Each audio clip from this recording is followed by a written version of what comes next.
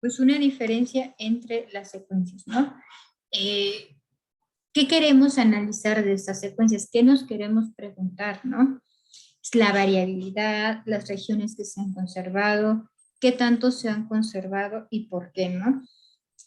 En teoría, todas las secuencias, entre más se conservan, tienden a ser,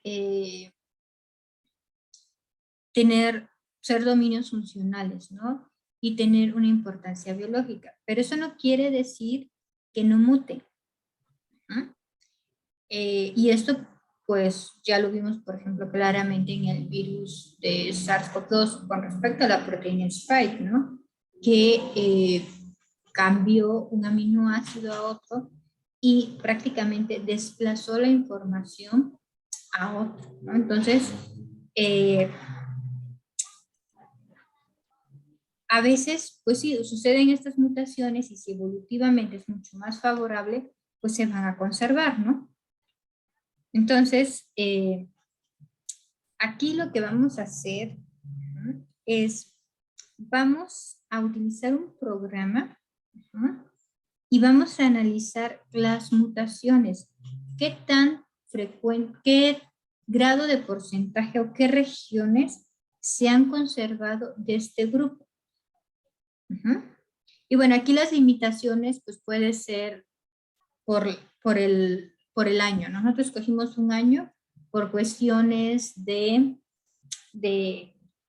aprendizaje, ¿no? Pero por ejemplo, si yo quisiera estudiar el virus de influenza y ver qué tanto ha mutado y qué tanto ha variado, pues yo lo haría por tiempo, ¿no? O por ejemplo SARS-CoV-2, cada cuánto tiempo ha mutado, qué regiones ha mutado, de qué año a qué año son esas secuencias, ¿no?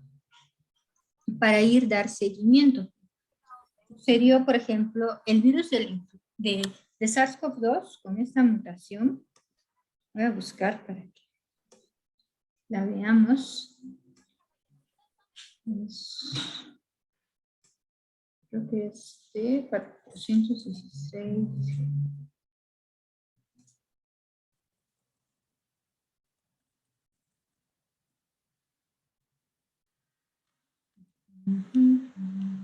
A ver, no. Eso decía que no era. Bueno, es esta, ¿no? Entonces, esta mutación, pues, es una mutación que prácticamente, pues, no existía, ¿no? Del ácido aspartico se cambió a un residuo, ¿no? Y esta mutación debido, a ver si aquí hay un alineamiento. De hecho, está. Justo a esto quería yo mostrar, ¿no? Con respecto a la variación de mutaciones, ¿para qué nos sirve? Para poder identificar cuál es la variación, ¿no? Nosotros aquí tenemos, pues en este artículo, que pues en enero, en el 2020, pues no existía la mutación glicina, ¿no? No estaba en la posición 614, era la mutación del ácido aspartico, ¿no? Sin embargo, conforme fue avanzando, pues la glicina, a la hora de que surge esta mutación, que la mutación pues surgió por cuestiones azarosas y gracias a que hay una gran cantidad de personas que se contagian, muchas razones, que a veces digo, no es posible, ¿no? Que todavía no alcancemos esa capacidad de poder vacunar a todo el mundo, ¿no? Pero bueno, en fin. Entonces, esa mutación, pues, le da una gran ventaja al virus. Esta mutación lo que hace es tener mayor afinidad al receptor AC2, por lo tanto, es capaz de introducirse más a las células, de infectar, y va a ser mucho más infeccioso este virus que contiene esta mutación al virus que no la contenía, ¿no? Y podemos ver aquí que pues las otras secuencias, los otros aminoácidos, pues son iguales, ¿no? Aparentemente no hay mutaciones en estas regiones, ¿no? Solamente la mutación en ese punto cambió. Y si nosotros buscamos la región 614, se encuentra cercano a un motivo, mas no pertenece a un motivo. Entonces también a veces ciertos motivos, pues nosotros los tenemos ahí como claros, sin embargo, no quiere decir que sea el único, ¿no? O las regiones más importantes. A veces hay mutaciones que están aledañas a los motivos y que les confiere una mayor estabilidad o alguna región, alguna capacidad, en este caso mayor capacidad de propagación o de infección, ¿no? Porque puede entrar al receptor, reconocer mucho mejor al receptor AC2, ¿no? Entonces aquí vemos, bueno, que en un par de meses, pues una vez que existió, pues prácticamente, bueno, esto es hasta mayo del 2020, le eliminó prácticamente al ácido aspartico, ¿no? 70%. Actualmente, todas las variantes de preocupación del virus de SARS-CoV-2 tiene esta mutación. No hay variante que no contenga esta mutación, o sea, la delta, la beta, la alfa, omicron, ahorita creo que ya está la Centaurus, ¿no? Sí, pues. Entonces, que es una subvariante, ¿no? De omicron.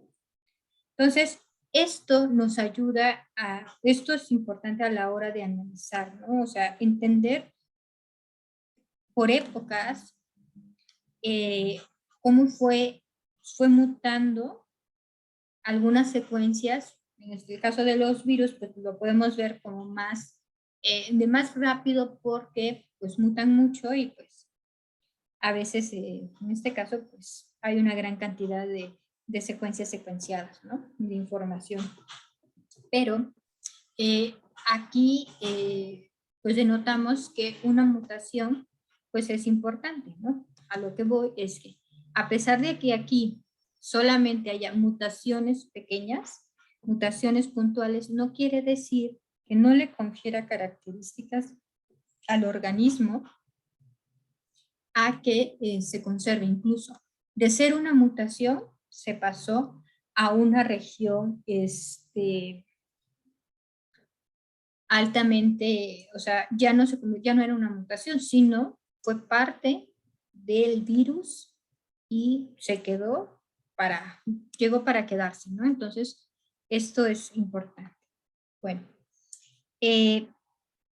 para poder analizar eso, a partir de los alineamientos podemos buscar de una forma sistemática las secuencias, ¿no? O sea, aquí podemos decir, ok, pues son 200, aquí tenemos 500 secuencias, ¿no? 498 o algo así, ¿no?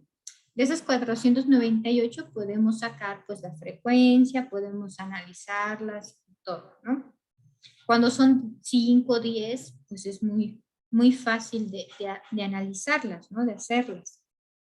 Sin embargo, cuando son secuencias de 2000, 3000, incluso ya 200, 300 secuencias, pues ya es más difícil, ¿no? Estar analizando y en cada columna, ¿no? Entonces, aquí se debe de utilizar un script para poder hacerlo de forma automatizada y buscar y no eliminar esos errores humanos, ¿no? O sea, a mí me costó trabajo encontrar una secuencia, ¿no? Y cuando lo buscamos por control F, pues fue mucho más fácil, ¿no? Los ojos de la computadora son mucho mejores que los míos, ¿no? Entonces, por eso vamos a utilizar un script. Este script lo vamos a utilizar mediante un lenguaje de programación que se llama PER. Entonces te voy a pedir de favor que instales el programa.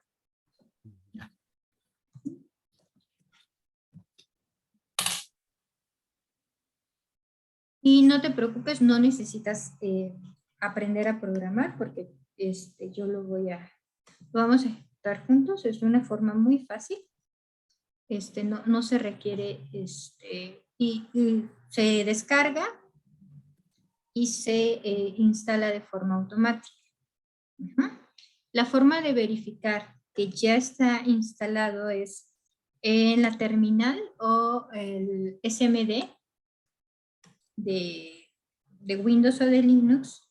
Nosotros vamos a agregar la palabra per y nos debería de aparecer, bueno, en este caso nos aparece el guioncito porque está esperando el script, la instrucción, solo que nosotros no le estamos agregando nada. Entonces, aquí está instalado. Si nosotros, por ejemplo, yo pongo mayúsculas, bueno, también es así, pero, por ejemplo, pongo otra cosa, me va a decir que este no es un comando que se pueda reconocer, ¿no?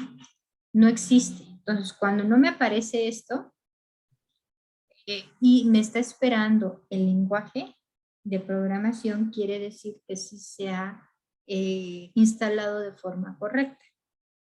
En este caso, por ejemplo, voy a poner, es la extensión, me ha marcado de que no puede abrir el script, porque esto no existe, ¿no? Entonces, esa sería lo que te voy a pedir que instales. Lo vamos a ver ya la próxima clase. Vamos a hacer el análisis de las frecuencias. Vamos a usar ese script. Y la próxima clase ya vamos a ver pues, los árboles filogenéticos y la parte de las secuencias de DNA, ¿no? Y vamos a evaluar por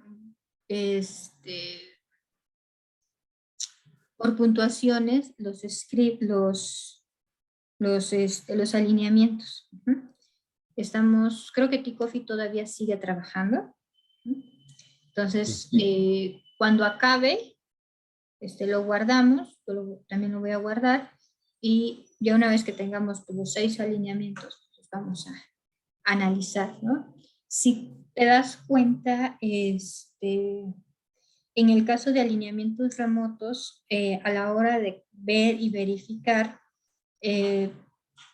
cada uno de esos algoritmos, como son secuencias muy de tamaño diferente y hubo inserciones, y son superfamilias, no son familias, lo que nos interesa más que nada, en lugar de puntuaciones, es cómo vamos a identificar, cuál es la capacidad de poder identificar, ¿no? Si tiene la capacidad de identificar más dominios, más regiones conservadas.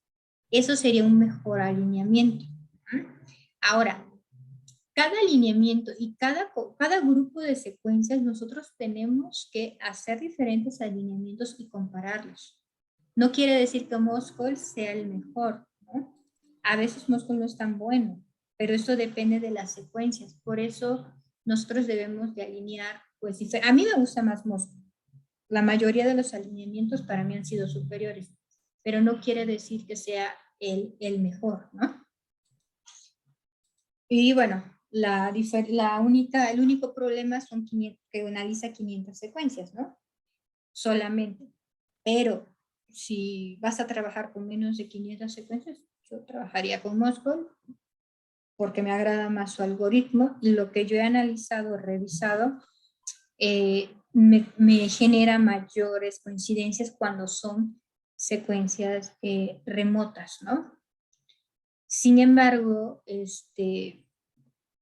yo te aconsejo que revises hagas los alineamientos, todos siempre, y analices cuál de estos alineamientos es el mejor. Entonces, para la próxima clase vamos a correr este programa para alinear, para encontrar la frecuencia del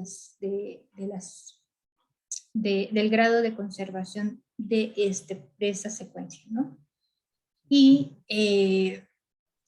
para poder, por ejemplo, yo de mis alineamientos no solamente es analizar la parte filogenética, sino también puedo analizar otras cosas, ¿no? Como en este caso, ¿no? En este artículo científico, pues en esto consistió, ¿no? Este cuadro está muy bien, ¿por qué? Porque nos genera información sobre esta mutación que prácticamente pues desplazó, ¿no? Y la importancia es tanto que pues ya actualmente no hay ninguna mutación, no hay ninguna variante que no tenga esta mutación. De hecho, ya dejó de ser mutación. Entonces, esto nos ayuda, por ejemplo, y este estudio mutacional fue por fechas, porque también cuando vamos a hacer un estudio de mutaciones de alineamientos de secuencias,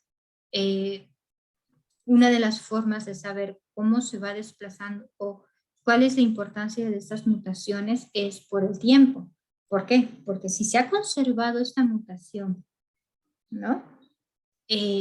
Esta mutación quiere decir que es importante. Si yo comparo y lo que hago es, por ejemplo, del 2020, bueno, de estos meses, ¿no? De junio, febrero, marzo, abril y mayo, tomo esas secuencias, las alineo, alineo todas las secuencias y veo la frecuencia.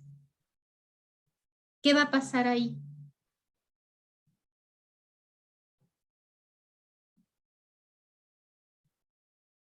Perdón, no lo escuché bien. Ah, ok. Aquí estoy hablando sobre cómo hacer una correcta evaluación de variaciones de mutaciones, ¿no? ¿Cómo debería de ser un análisis de mutaciones? Si yo, aquí tenemos mutaciones evaluadas, cada una de esas pues es un alineamiento, ¿no? Claro. Sí. Entonces, pero esos alineamientos van por meses, ¿no? Entonces nosotros aquí tenemos un tiempo. Claro, esto nos los permite porque son virus o secuencias que ahorita han denotado, tienen mucho interés, ¿no? Entonces, ¿qué pasa aquí? Nosotros aquí, si yo agarrara todas las secuencias y hiciera un solo alineamiento, porque nada más quiero hacer un alineamiento en lugar de 5 alineamientos, ¿yo de qué me perdería? ¿O qué no vería? ¿O qué podría yo ver? ¿No?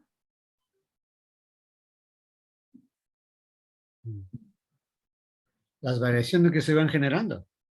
Claro, las variaciones me voy a perder. Además, podría incluso no haber identificado estas mutaciones. O probablemente sí, pero no con el grado de la evaluación por meses. ¿Por qué razón?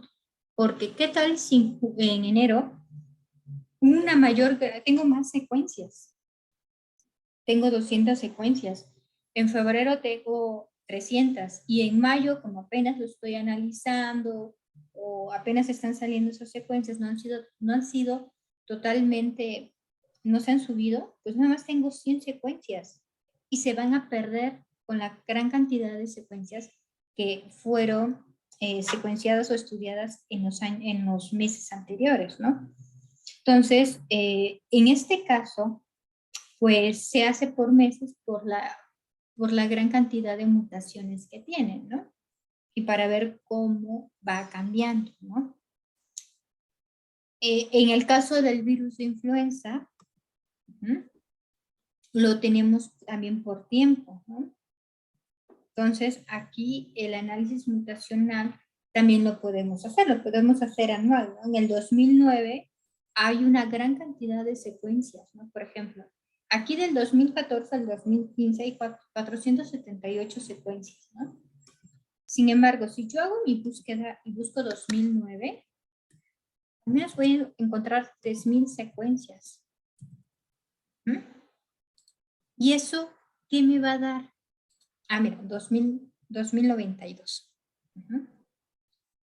Y de 400 a 2092, si yo comparara todo esto al mismo tiempo y quisiera analizarlo, las del 2015 con las del 2009, pues las mutaciones que fueron importantes para el 2015, pues se van a perder por el 2009. Entonces, y voy a hacer mayor la cantidad de secuencias que que hay en el 2009. Voy a decir, ok, se conserva más esta región o esta mutación, pero es por la cantidad de secuencias que hay, no por la importancia de las mutaciones. Entonces, aquí en el análisis o en el alineamiento de secuencias, también cuando son virus, como mutan tanto, hay que entender cómo ha sido el sistema o la evolución de estas secuencias. No hay tanto problema en secuencias que, bueno, no han sido, o son microorganismos que no cambian tanto, ¿no? O hay poca, o no mutan tanto. Entonces aquí sería algo que nosotros debemos de ir revisando, ¿no? Incluso, bueno, aquí solamente estamos estudiando el subtipo H1N1, pero no hemos estudiado pues los demás subtipos que son Entonces, incluso, por ejemplo, quisimos buscar del 2020, 2019, no hay. No había datos. No hay datos. Y no es porque ya no exista, sino por el problema que estamos pasando, ¿no? Entonces, Claro. entonces aquí es donde nosotros, pues aquí nos podríamos perder, ¿no? Por ejemplo, aquí tenemos, estas son algunas que 1943, pues va a haber una secuencia o dos secuencias, ¿no? Entonces, por eso es importante hacer o sea, entender cómo funciona nuestro microorganismo o lo que queramos estudiar, aspectos sociales o que hay alrededor en el tiempo que nosotros estamos estudiando, ¿no? No solamente es recolectar las secuencias, no, o sea, va más allá de, ¿no? En este caso, ¿no? Bueno, entonces nos vemos el próximo sábado. Sí, doctora, está bien. Alineamos, es probable que el próximo sábado nos tardemos un poquito más, trataré que no, para abarcar pues todo lo que vayamos aprendiendo. Sí, no hay problema, mejor. Y, bueno, es que a veces me extiendo de más. Luego, a veces algunas personas pues tienen cosas que hacer, ¿no? Sí, bueno, también, ¿no? Pues, No, pero bueno, ahorita no hay problema. Al menos de mi parte no hay problema. sí. Bueno, le voy a avisar a Cristian. Ya. Bueno, entonces vamos a trabajar con estas secuencias, vamos a hacer los árboles filogenéticos, vamos a entender los tipos de árboles filogenéticos que hay y vamos a trabajar con estas secuencias. Para los árboles filogenéticos voy a reducirlas y vamos a trabajar yo creo que con SARS-CoV-2 y las variantes para que sea más fácil. Les voy a enviar unos artículos Ya. sobre sobre a los árboles filogenéticos que hay, ¿no? Para también entenderle más y porque no solamente es hacer el árbol, ¿no? Sino Interpretar. interpretarlo, ¿no? Claro. Entonces, eso de hecho creo que es lo más importante, ¿no? Lo más difícil, ¿no? Sí, pues. Entonces, bueno, entonces te veo el próximo sábado. Ten un buen sabadín. Igualmente, doctor, igualmente. Sí, gracias. Hasta Bueno, luego. buenas Bye. tardes. Luego. Bonita tarde. Gracias. Bye, bye.